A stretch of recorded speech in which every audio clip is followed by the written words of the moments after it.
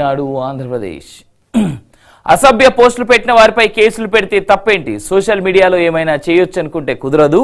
అలాంటి వారిని చట్టం ముందు నిలబెట్టాల్సిందే. న్యాయమూర్తులను సైతం వదలకుండా పోస్టులు పెట్టారు. అసభ్యకర పోస్టులు పెడుతూ భయభ్రాంతులకు గురి చేస్తున్నారు. హైకోర్టు ప్రధాన న్యాయమూర్తి ధర్మాసనం తీవ్ర వ్యాఖ్యలు. పిల్ దాఖలు చేయడంపై అభ్యంతరం. చట్ట ప్రకారం ముందుకెళ్తున్నప్పుడు ప్రభుత్వాన్ని ఎలా నిరోధించగలం?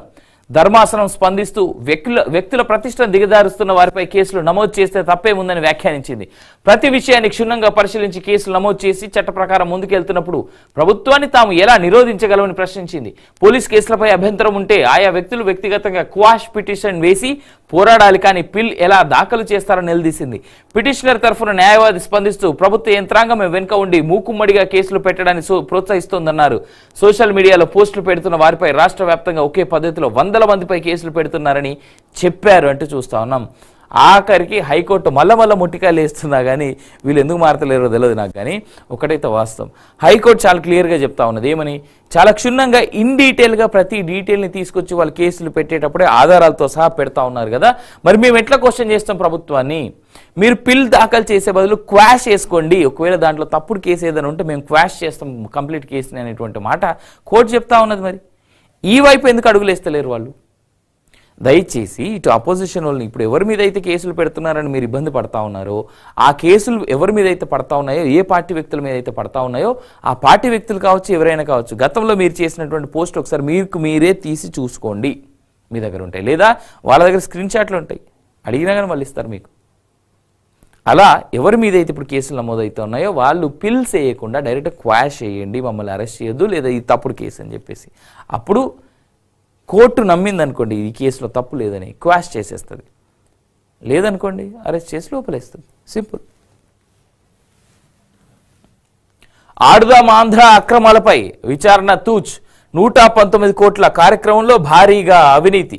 పరికరాల కొనుగోళ్లు, ముగింపు ఉత్సవాల పేరిట కోట్లలో దోపిడీ. సమగ్ర విచారణ చేయాలని సిఐడికి శాప్ చైర్మన్ లేఖ. ఒక్కరోజు విచారణతో సరిపెట్టిన సిఐడి అంటూ కూడా చూస్తా ఉన్నాం. గత ప్రభుత్వం కోట్ల రూపాయల ప్రజాధనం మంచినీళ్ళలా ఖర్చు చేసి వైకాపా నేతలు అందిన మేరకు కమిషన్ల రూపంలో జేబుల్లో వేసుకున్న ఆడుదాం ఆంధ్ర కార్యక్రమంపై సిఐడి ఎన్ని రోజులు విచారించిందో తెలుసా? ఒక్కటంటే ఒక్కరోజే. ఇంత భారీ కుంభకోణాన్ని ఒక్క రోజులో వెలికి తీయొచ్చా? అంతటి పరిశోధన సామర్థ్యం మన సిఐడికి ఉందా? ఆడుదాం ఆంధ్ర కార్యక్రమానికి వైకాపా ప్రభుత్వం చేసిన 119 కోట్ల ఖర్చుపై విచారణ చేపట్టాలని రాష్ట్ర క్రీడా ప్రాధికార సంస్థ శాప్ చైర్మన్ రవినాయుడు ఆ ఖర్చు లెక్కలతో 40 రోజుల క్రితం సిఐడికి లేఖ రాశారు.